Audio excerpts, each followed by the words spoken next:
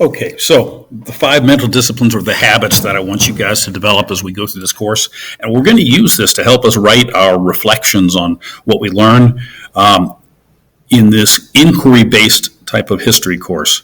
The first one is evidence. How do we know what's true or false? What evidence counts? You can't pick up any item on social media without people talking about fake news or the fact checkers are going to check something. It's all over the place. How do we know what counts? That's going to become really, really important as we become consumers of information and evaluate what we're learning. Okay, second, viewpoint. How might this look if we stepped into another's shoes? What other perspectives are there? Okay, today we see a lot of conflict on the streets. It's a political season that start with two very different points of view. We need to be able to understand that kind of thing as a citizen in our country. So I want you guys to develop a sensitivity to say what view is not reflected. Where's the silence? Because there's always a silence and there's always a bias. I have a bias. You have a bias. That's part of being human. A connection. This is kind of important because some of you have been in the classes where, man, why are we learning this? It makes no sense. Is there a pattern here? Have we seen something like this before? When you see a pattern, you see the fingerprint of human nature on events. That's the way kind of to look at things, because you're going to see things that maybe haven't happened exactly the same, but similar. There's a guy named Mark Twain. Some of you guys might have heard of Tom Sawyer and all that.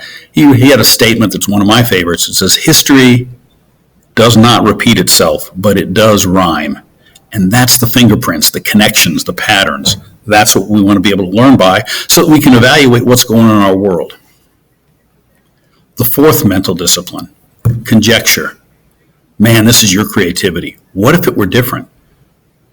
This is where we start looking at the possible. If you want to reimagine something, look at the possible. Then we do the convergent thinking.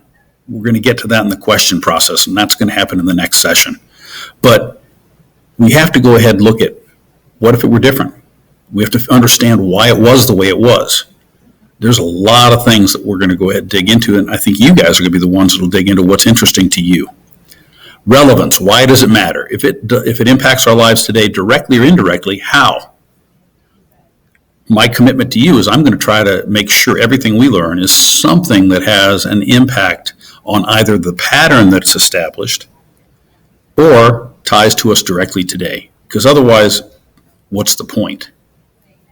So those are the 5 disciplines.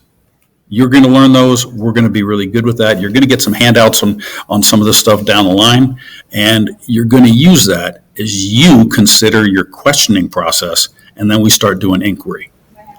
That's going to involve a few things, okay? We're going to have to know not only what questions we have to start asking that are going to come from you, but also what's the next step. If you don't have an action plan, what good is a question? We're going to deal with that.